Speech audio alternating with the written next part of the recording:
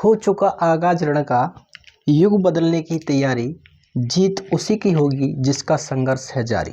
जी हाँ, नमस्कार दोस्तों, मैं हूं सत्यप्रकाश बड़ाना। आप सभी का स्वागत करता हूं अपने इस यूट्यूब चैनल पर। देखिए, हमने पिछली वीडियो में राजस्थान पुलिस कांस्टेबल भर्ती या जो वर्तमान में भर्ती चल रही हैं उनके संदर्भ में जो ज्योग्राफी का सिलेबस था उस पर अपनी चर्चा की थी। और उसके अंतर्गत जो कॉमन टॉपिक होते हैं तथा राजस्थान पुलिस कांस्टेबल में जो सभी टॉपिक दिए हुए हैं उन सभी बिंदुओं पर हमारी चर्चा रही थी। और हमने कहा था कि हम राजस्थान ज्योग्राफी का जो पोर्शन है उसको क्या कर रहे हैं, स्टार्ट कर रहे हैं नए सिरे से। क्योंकि राजस्थान भूगोल में जो नवगठित जिले हैं तथा संभाग हैं जिनका निर्माण हुआ है उसके पश्चात ज्योग्राफी में कुछ बदलाव हुए हैं। तो हम नए सिरे से राजस्थान ज्योग्राफी को स्टार्ट कर रहे हैं, जिसमें जो वर्तमान संदर्भ में जो स्थिति है 19 जिलों के गठन के बाद जो 50 जिले बने हैं उस संदर्भ के आधार पर राजस्थान ज्योग्राफी को कंप्लीट करवाया जाएगा। ज्योग्राफी के संदर्भ के उसके सबसे पहले हम बात करें तो सिलेबस पर हमने चर्चा की थी। सिलेबस के अंतर्गत हमने राजस्थान ज्योग्राफी को दो भागों में बांटा था। एक था सामान्य परिचय और दूसरा भाग था भौतिक विशेषताएं, जिसमें लगभग 12 बिंदु हमें पढ़ने हैं और सामान्य परिचय में लगभग 8 से 10 बिंदु हमें पढ़ने पड़ते हैं।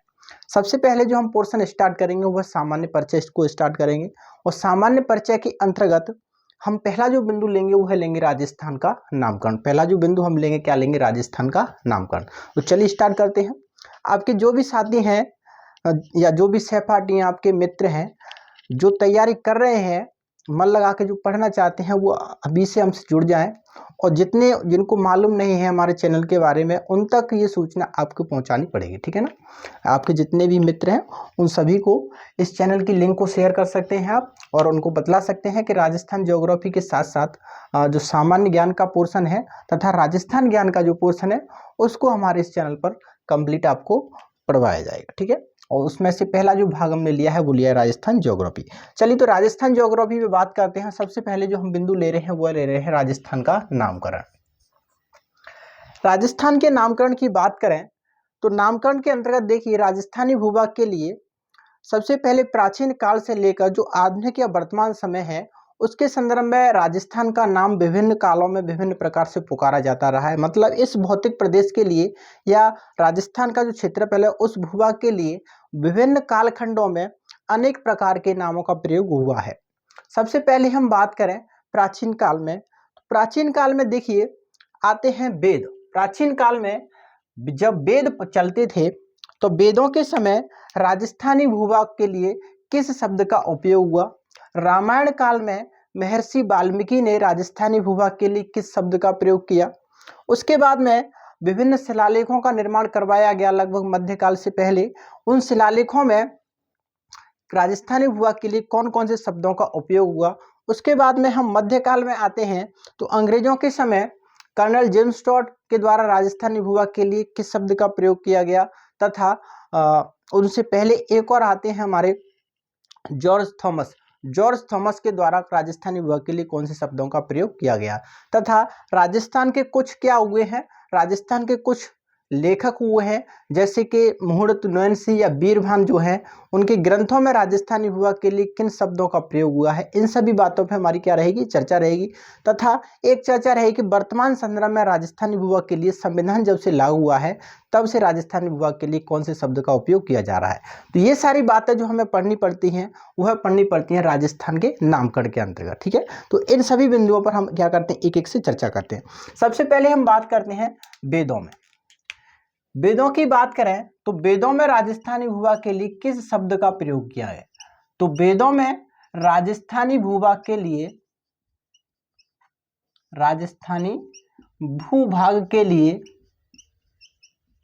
किस शब्द का प्रयोग हुआ है। तो वेदों में राजस्थानी भूभाग के लिए किस शब्द का, ब्रह्मवर्त शब्द का प्रयोग किया गया है। किस शब्द का, ब्रह्मवर्त।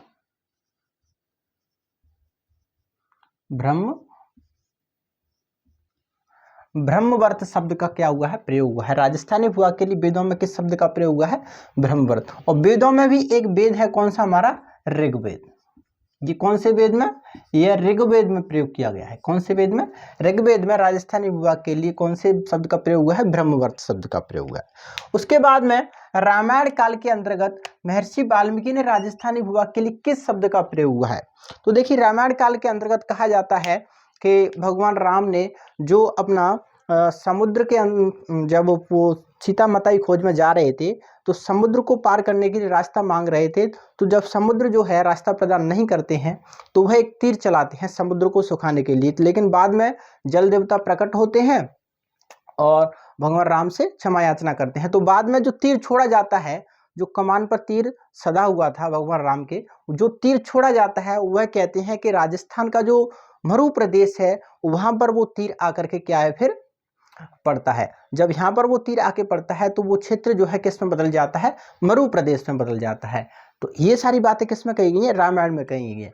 तो रामायण में कहा जाता है कि इस भौतिक प्रदेश को किस नाम से? मरुकांतर शब्द से। फिर महर्षि वाल्मीकि ने इस भूभाग के लिए किस शब्द का प्रयोग किया? मरुकांतर शब्द का प्रयोग किया। तो लिख लीजिए, रामायण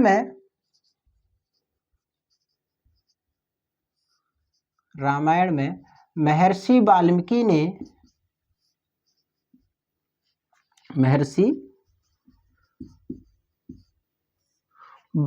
ने राजस्थानी भूभाग के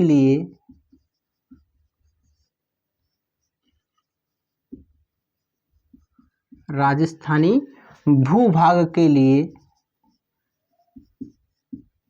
किस शब्द का प्रयोग किया है? मरुकांतार शब्द का प्रयोग किया है। राजस्थानी भूभाग के लिए मरुकांतार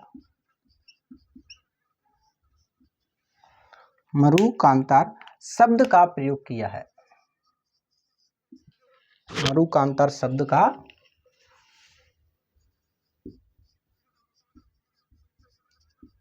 प्रयोग किया है। ठीक है, तो ये तो बात रही किसकी? वेदों की और रामायण काल की। वेदों में राजस्थानी भूभाग के लिए किस शब्द का प्रयोग हुआ है? वेदों में राजस्थानी भूभाग के लिए ब्रह्मवर्त शब्द का प्रयोग हुआ है, जबकि महर्षि वाल्मीकि ने रामायण में राजस्थानी भूभाग के लिए किस शब्द का प्रयोग किया है? मरुकांतार शब्द का प्रयोग किया है। उसके बाद में बात करते हैं, दो शिलालेख प्राप्त हुए हैं। एक तो शिलालेख प्राप्त हुआ है, वह है 532 ईस्वी का शिलालेख है, गोसुंडी का शिलालेख चित्तौड़गढ़ से प्राप्त हुआ है। उसमें राजस्थानी भूभाग के लिए राजस्थानी आदित्य शब्द का प्रयोग हुआ है। जबकि एक और शिलालेख है 625 ईस्वी का बसंतगढ़ का शिलालेख, जो सिरोही से प्राप्त हुआ है खीवल माता के मंदिर से।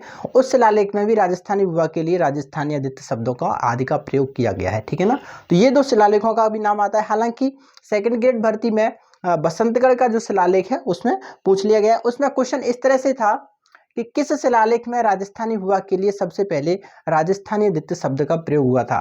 तो उसमें गोसुंडी शिलालेख जो है वो ऑप्शन में नहीं था, उसमें ऑप्शन में जो था वो था बसंतगढ़ शिलालेख। तो दोनों ही शिलालेखों में राजस्थानी आदित्य शब्दों का प्रयोग हुआ है। गोसुंडी शिलालेख पुराना है, वो 532 ईस्वी का है, जबकि बसंतगढ़ जो शिलालेख है वो 625 ईस्वी का है। ठीक है ना, तो लिख लीजिए,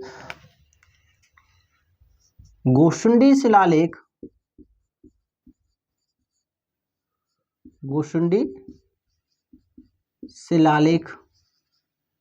ये कहां से प्राप्त हुआ है? चित्तौड़गढ़ से। गोसुंडी शिलालेख चित्तौड़गढ़ से। और कब का शिलालेख है ये? ये है 532 ईस्वी का, है ना। 532 ईस्वी में शिलालेख प्राप्त हुआ था। गोसुंडी शिलालेख में राजस्थानी भूभाग के लिए राजस्थानी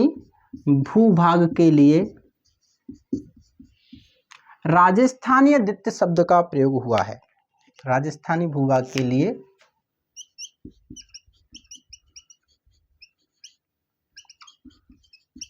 राजस्थानी आदित्य शब्द का प्रयोग हुआ है।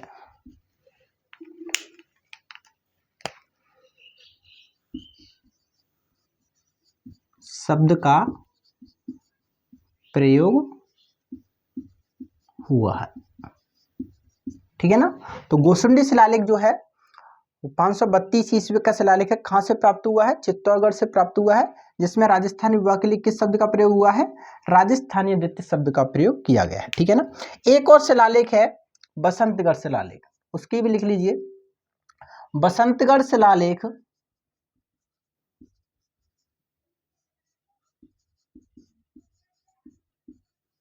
बसंतगढ़ शिलालेख ये कहां से प्राप्त हुआ है? बसंतगढ़ शिलालेख सिरोही से प्राप्त हुआ है, खीवल माता मंदिर सिरोही से, और यह 625 ईस्वी का शिलालेख है। 625 ईस्वी। अभी विक्रम संवत और शक संवत को मैं आपको बदलना सिखा दूंगा, क्योंकि कभी कभी ईस्वी में सन ना आकर के विक्रम संवत और शक संवत आ जाता है। ठीक है ना, तो उसको समझ लेंगे। अभी बसंतगढ़ शिलालेख में राजस्थानी भूभाग के लिए राजस्थानी भूभाग के लिए राजस्थानीय शब्द का प्रयोग किया गया है। राजस्थानीय शब्द का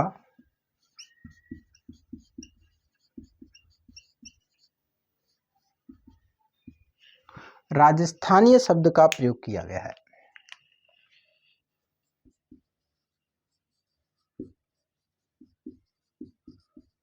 प्रयोग किया गया है। ठीक है, तो ये 4 बिंदु हो गए। पहला, वेदों में ब्रह्मवर्त शब्द का, रामायण में मरुकांतर शब्द का, गोसुंडी शिलालेख में राजस्थानी नृत्य शब्द का, जबकि बसंतगढ़ शिलालेख में राजस्थानी शब्द का क्या हुआ है? प्रयोग हुआ है। ठीक है ना।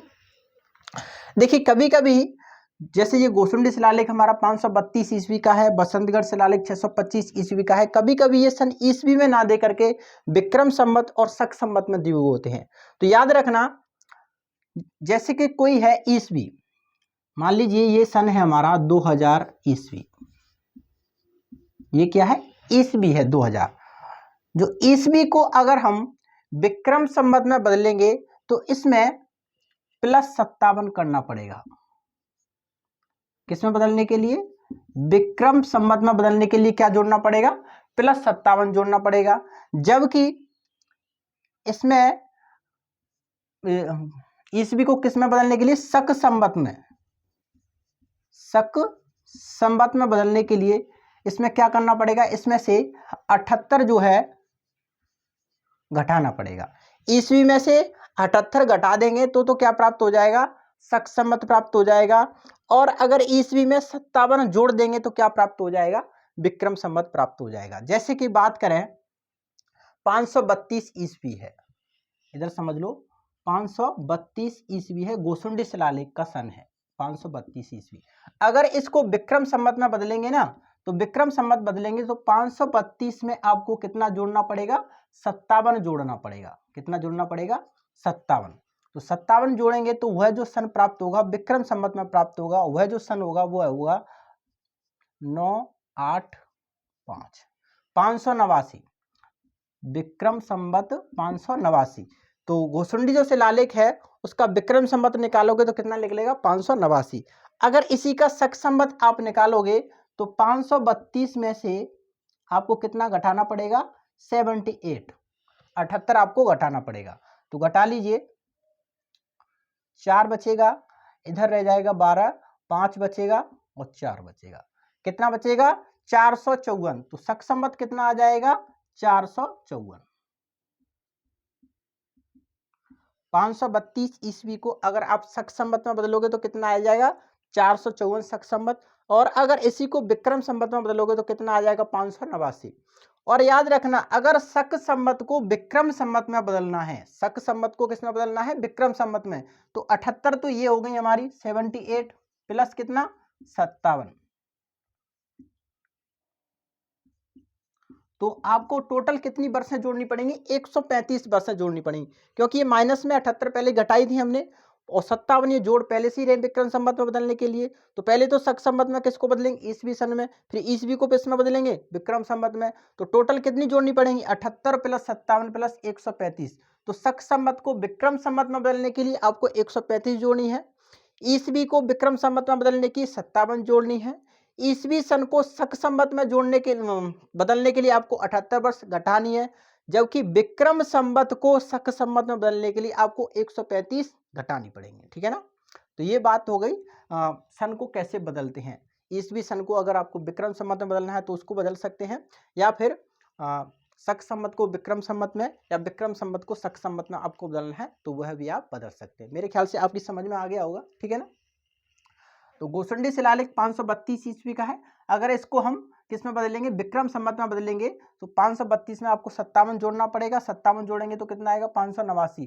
तो 589 विक्रम संवत हो जाएगा। इसी तरह आप इसका भी बदल सकते हैं। 625 में अगर आप 57 जोड़ेंगे तो लगभग 682 के समथिंग आएगा, ठीक है ना। तो आप इसको इस तरह से भी जोड़ सकते हैं, ठीक है ना। तो विक्रम संवत में ये आपको बदलना आ गया होगा।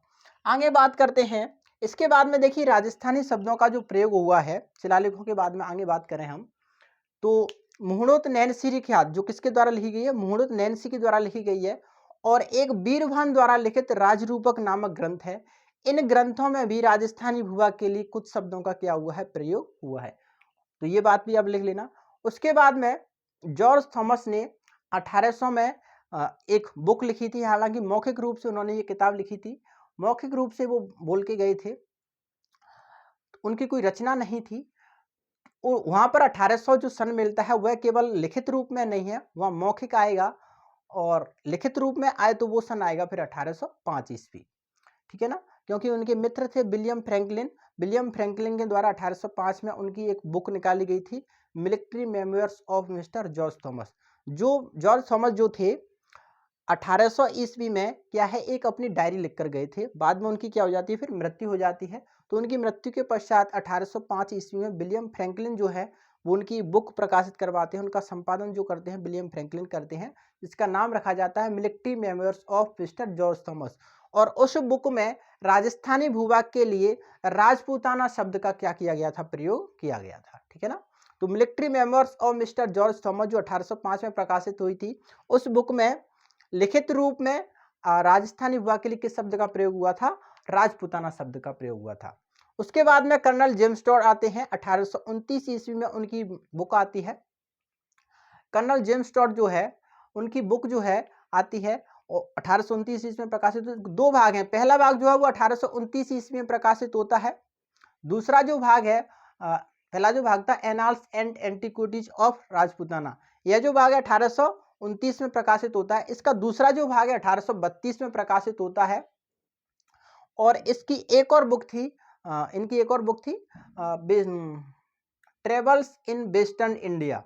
इसमें भी सांस्कृतिक एवं ऐतिहासिक जानकारी राजपूताना के मध्य में एवं भारत के संदर्भ में मिलती है। तो आपको ये भी याद रखना है कि कर्नल जेम्स टॉड की कुल कितनी बुकें थी, 3 बुकें थी। हालांकि बुक 2 थी, लेकिन पहली जो बुक थी उसके 2 भाग थे और जबकि तीसरी जो बुक थी उनका केवल एक ही भाग था, ठीक है ना। तो 2 बुक कुल 3 भागों में इनकी क्या हुई थी, प्रकाशित हुई थी। इन बुकों में राजस्थानी भूभाग के लिए राजस्थान, राजस्थान और रजवाड़ा आदि शब्दों का भी क्या हुआ था, प्रयोग हुआ था। तो ये सारी जानकारी हमें देखनी है। उसके बाद में 26 जनवरी 1950 को भारत का क्या है, संविधान लागू हो जाता है। जब भारत का संविधान लागू हो जाता है तो राजस्थानी भूभाग के लिए राजस्थान शब्द की क्या मिल जाती है, मान्यता मिल जाती है। हालांकि 26 जनवरी 1950 को राजस्थान को राज्य के रूप में मान्यता नहीं मिलती है, किसकी, केवल राजस्थान शब्द की मान्यता मिलती है। जबकि राजस्थान को राज्य की जो मान्यता मिलती है वो कब मिलती है, वह मिलती है 1 नवंबर 1956 को, जब 7वां संविधान संशोधन जो है वो राज्य पुनर्गठन अधिनियम के उपरांत लागू होता है। तब जो है राजस्थान को राज्य की मान्यता मिलती है। तो इन सभी बातों पर हमारी क्या है, आगे चर्चा रहेगी। इसका स्क्रीनशॉट लेना है तो ले लीजिए, लिखना है तो लिख लीजिए। मैं हट जाता हूं, ले लिया। चलिए अब आगे बात कर लेते हैं इन 4 बिंदुओं के उपरांत। पहला बिंदु होगा वेदों में राजस्थानी भूभाग के लिए किस शब्द का प्रयोग हुआ है, ब्रह्मवर्त। रामायण काल में राजस्थानी भूभाग के लिए किस शब्द का प्रयोग किया गया है, मरुकांतर शब्द का। जबकि गोसुंडी शिलालेख में किस शब्द का, राजस्थानी द्वितीय शब्द का। जबकि बसंतगढ़ शिलालेख में किस शब्द का, राजस्थानी शब्द का प्रयोग हुआ है। उसके बाद में हमने आपको सन वगैरह जो है उनको बदलना सिखा दिया था, मेरे ख्याल से आप अब बदलना सीख गए होंगे। चलिए आगे बात करते हैं। अब बात कर लेते हैं, यहां पर एक नोट करके बात लिख लीजिए, मुहूर्त नैनसी और बीरभान के ग्रंथों के बारे में लिख लीजिए। मुहूर्त नैनसी री ख्यात, मुहूर्त नैनसी री ख्यात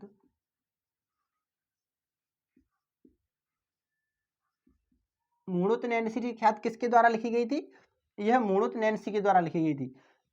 तो कोष्टक में लिख लीजिए मुणुत नैन्सी, मुहणोत नैन्सी।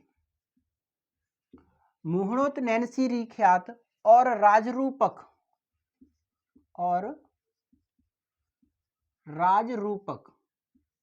राजरूपक जो ग्रंथ है वो किसके द्वारा लिखा गया था?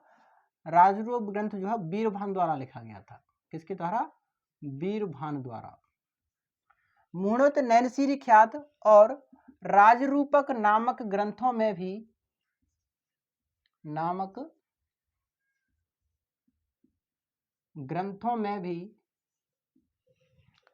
राजस्थानी भूभाग के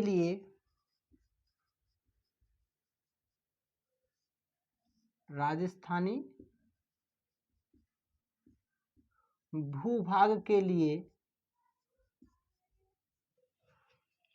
विभिन्न शब्दों का प्रयोग किया गया था। विभिन्न शब्दों का प्रयोग किया गया।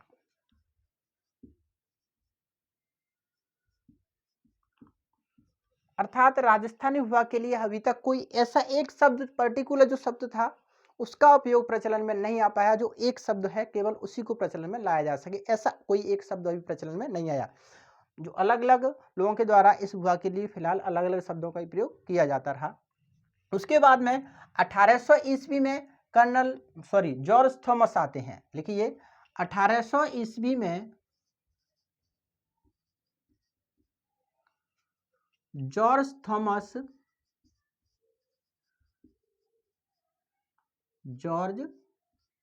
ने अलिखित रूप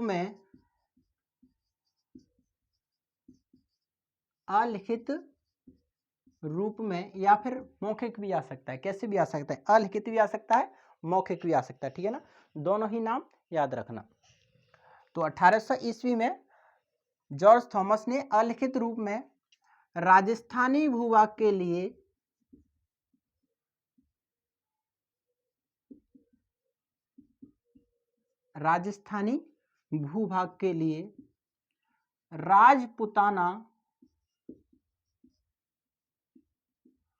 राजपुताना शब्द का प्रयोग किया।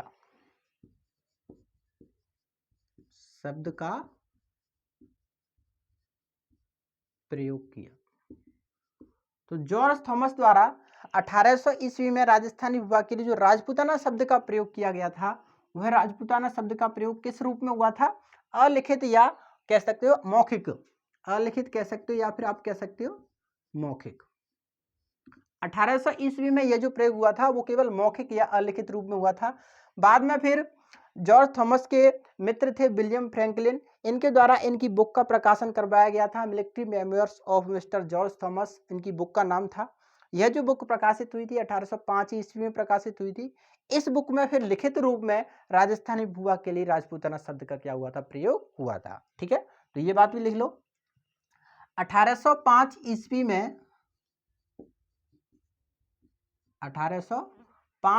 में विलियम फ्रैंकलिन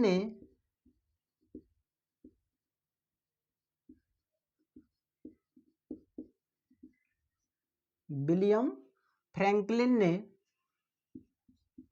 कोष्टक में लिख लीजिए जॉर्ज थॉमस के मित्र थे, ये जॉर्ज थॉमस के मित्र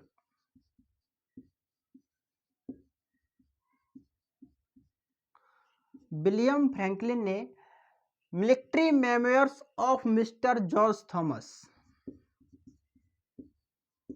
military memoirs of mister George Thomas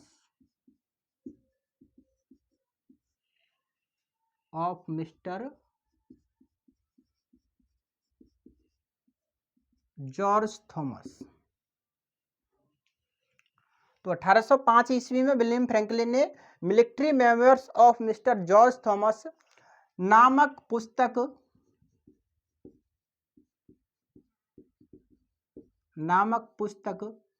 का संपादन किया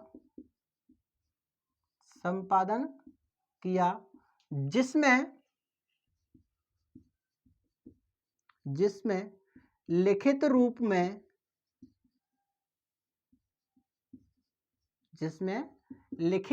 में राजस्थानी भूभाग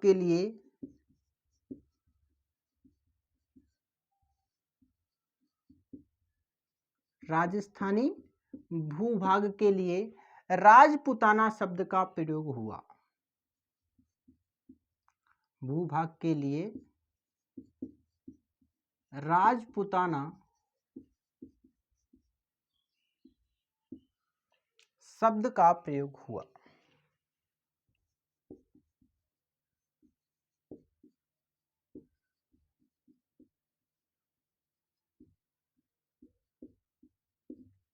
ठीक है ना। तो 1800 ईस्वी में जॉर्ज थॉमस ने, कह सकते हो आप मौखिक रूप में कह सकते हो, अलिखित रूप में कह सकते हो, क्योंकि इन्होंने केवल एक डायरी लिखी थी, बुक का संपादन इन्होंने नहीं किया था। तो मौखिक रूप में राजस्थानी हुआ के लिए 1800 ईस्वी में जॉर्ज थॉमस द्वारा राजपूताना शब्द का प्रयोग हुआ। जबकि 1805 ईस्वी में जो इनके द्वारा डायरी लिखी गई थी, उस डायरी को आधार बनाकर विलियम फ्रैंकलिन ने एक बुक का संपादन किया। बुक का नाम था military memoirs of mister George Thomas, military memoirs of mister George Thomas. और इस बुक में फिर लिखित रूप में जो है वो राजस्थानी भूभाग के लिए किस शब्द का प्रयोग हुआ, राजपूताना शब्द का प्रयोग हुआ। ठीक है ना। तो ये बात हो गई किसकी, जॉर्ज थॉमस की। उसके बाद में 1829 ईस्वी में आते हैं कर्नल जेम्स टॉड। 1829 ईस्वी में कर्नल जेम्स टॉड की पुस्तक आती है annals and antiquities of Rajasthan. इस बुक में राजस्थानी भूभाग के लिए राजस्थान, राजस्थान तथा रजवाड़ा आदि शब्दों का क्या हुआ, प्रयोग हुआ। यह जो बुक है 1829 ईस्वी में इसका एक भाग आता है, जबकि इसका दूसरा जो भाग है 1832 ईस्वी में आता है, वो दूसरे नाम से आता है। वो दूसरा नाम है the central and western Rajput state of India. दूसरा भाग जो है 1832 ईस्वी में आता है। जबकि कर्नल जेम्स टॉड की एक बुक जो है, इनकी मृत्यु के उपरांत जो है 1839 ईस्वी में इनकी पत्नी के द्वारा प्रकाशित की जाती है, जिसका संपादन जो है इनकी पत्नी विलियम क्रुक द्वारा किया जाता है। जो कर्नल जेम्स टॉड के क्या थे, दोस्त थे।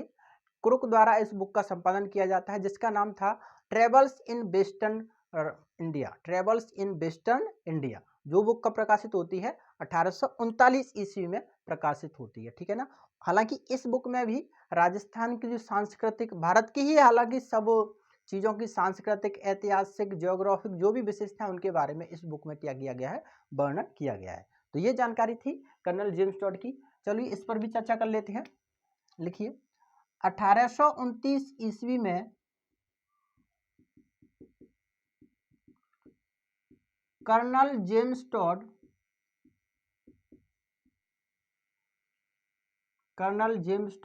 की पुस्तक,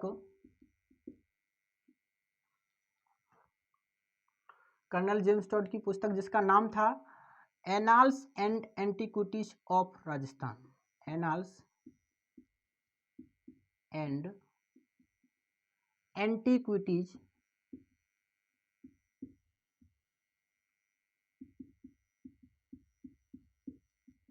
ऑफ राजस्थान,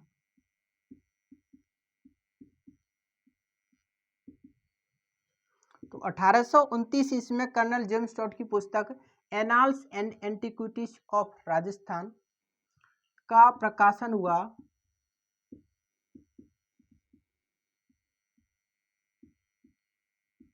जिसमें राजस्थानी भूभाग के लिए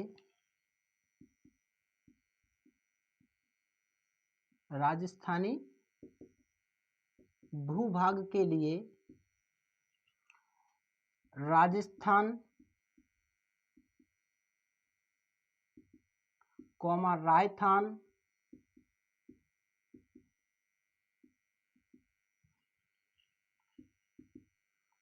तथा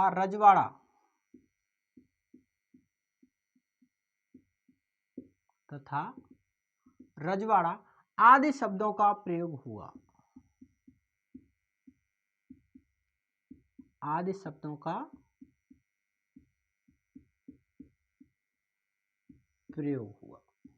ठीक है। तो कर्नल जेम्स टॉड की 1829 ईस्वी में जो पुस्तक प्रकाशित होती है उसका नाम था annals and antiquities of Rajputana या राजस्थान। यह जो बुक है 1829 ईस्वी में प्रकाशित होती है, लेकिन इसका यह केवल एक भाग था, पार्ट 1। इसका पार्ट 2 जो है वह 1832 ईस्वी में प्रकाशित होता है, जिसका नाम रखा जाता है the central and western Rajput state of India. जिसका नाम क्या रखा जाता है? The central and western Rajput state of India. यह पार्ट 2 जो है वो 1832 ईस्वी में प्रकाशित होता है।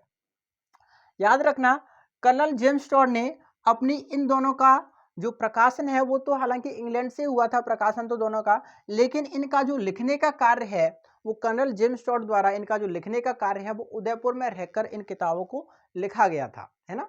इन किताबों का हालांकि प्रकाशन बाद में हुआ, लेकिन जो लिखने का कार्य है वो उदयपुर में हुआ था। और इनकी ये जो बुक है वो किसको समर्पित है? इनके गुरु थे यति ज्ञानचंद, जैन गुरु थे यति ज्ञानचंद, उनको उनकी ये जो बुक है वो समर्पित है। ठीक है, यति ज्ञानचंद्र को। लिख लीजिए कर्नल जेम्स टॉड की बुकों के मैं तीनों के नाम लिखा देता हूं, ठीक है ना। बुक ले लीजिए। पहली जो बुक है वो तो यही है, annals and antiquities of Rajasthan. Annals and antiquities of Rajasthan. यह जो है पार्ट 1 है ना। तो कब प्रकाशित हुई थी? 1829 में। लिख लीजिए पार्ट 1।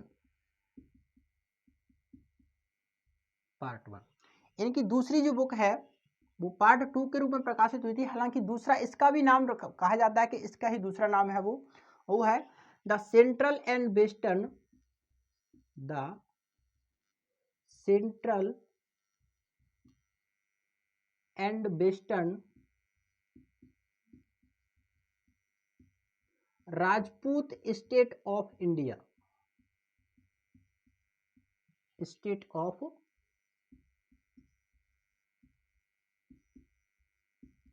इंडिया। और इसका जो प्रकाशन होता है वो होता है 1832 ईस्वी में, जो पार्ट 2 है। पार्ट 2 है। जबकि इनकी एक बुक और है, travels in western India. Western India, पश्चिमी भारत की यात्रा। Travels in western India. और इसका प्रकाशन जो है वो कब होता है? 1839 ईस्वी में। इसका जो संपादन है इनकी पत्नी जो है उनके द्वारा, जूलिया कलेक्टर बक इनकी पत्नी का नाम था, उनके द्वारा इस बुक का जो है संपादन किया जाता है।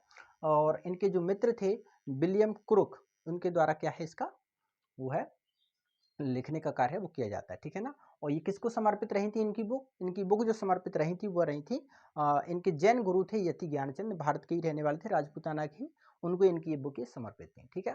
तो कर्नल जेम्स टॉड की जो बुक है उनमें राजपूताना, रजवाड़ा तथा रायथन आदि शब्दों का प्रयोग हुआ है। राजपूताना शब्द का प्रयोग किसमें हुआ था? जॉर्ज थॉमस की book military memoirs of mister George Thomas. उसके बाद में आप याद रखना, 26 जनवरी 1950 को भारत का संविधान लागू होता है। तो उसके बाद में राजस्थानी भूभा के लिए राजस्थान शब्द का जो है वो मान्यता दे दी जाती है। उसके बाद राज्य के रूप में मान्यता जो है वो कब मिलती है? 1 नवंबर 1956 को मिलती है। तो नोट करके एक बात और लिख लीजिए, हालांकि इधर लिख लो, है ना, क्योंकि सारा स्क्रीनशॉट एक इसी में आ जाएगा। नोट करके एक बात लिख लीजिए, 26 जनवरी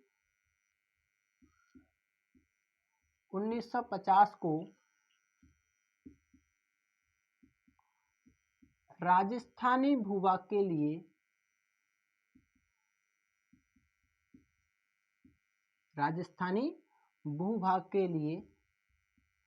राजस्थान शब्द की मान्यता मिल जाती है। राजस्थान शब्द की मान्यता मिल जाती है, क्योंकि 26 जनवरी 1950 को क्या है? भारत का संविधान लागू होता है। और भारत का संविधान जैसे ही लागू होता है राजस्थानी विभाग के लिए किस शब्द की मान्यता मिल जाती है? राजस्थान शब्द की मान्यता मिल जाती है। जबकि राज्य के रूप में जो मान्यता मिलती है, कब मिलती है? वह मिलती है 1 नवंबर 1956 को, जो 7वां संविधान संशोधन अधिनियम है वह लागू होने के उपरांत सभी राज्यों को राज्य की मान्यता मिलती है। ठीक है ना। तो यह जो टॉपिक रहा है वह था राजस्थान का नामकरण। सारे के सारे पहलू जो हैं वो मैंने एक ही टॉपिक में आपको कंप्लीट करवा दी हैं। मेरे ख्याल से नामकरण के बिंदु में आपको किसी भी प्रकार की कोई समस्या नहीं रहेगी। सभी के सभी बिंदु जो है वो एक ही टॉपिक में यहाँ पर पूरे कंप्लीट आ चुके हैं। अब आपकी जिम्मेदारी क्या बनती है? आपकी जिम्मेदारी बनती है कि आप जो है इस वीडियो को या आगे जो भी वीडियो आने वाले हैं उन सभी वीडियो को पहले तो अपने खुद के सोशल मीडिया जो हैंडल हैं उन पर स्टेटस, स्टोरी आदि के रूप में लगाएंगे। दूसरा, जो विद्यार्थी तैयारी कर रहे हैं या आपके जो मित्र हैं या आपके साथ तैयारी कर रहे हैं, आपके हॉस्टल में रहते हो, घर पर रहते हो, आपके आस पड़ोस में जहाँ भी रहते हैं, उन सभी के पास जो है इस वीडियो की आप लिंक शेयर करोगे और चैनल की साथ साथ में ही किसकी, चैनल की लिंक भी आप क्या करोगे, शेयर करोगे। जिससे कि देखो, अगर चैनल सब्सक्राइब बढ़ेंगे तो हमें भी थोड़ा मोटिवेशन मिलेगा, जिससे हम और अधिक ऊर्जा के साथ आपके लिए कार्य करने के लिए तत्पर रहेंगे तथा जो और अधिक सब्जेक्ट हैं उनको नए तरीके से आपको प्रोवाइड करने की क्या करेंगे, कोशिश करेंगे। तो ये आपकी जिम्मेदारी बनती है। ठीक है ना। तो चलिए मिलते हैं फिर अगले दिन टॉपिक को, इस टॉपिक के बाद अगले टॉपिक को लेकर हमारी चर्चा रहेगी। तो मिलते हैं फिर। Thank you very much.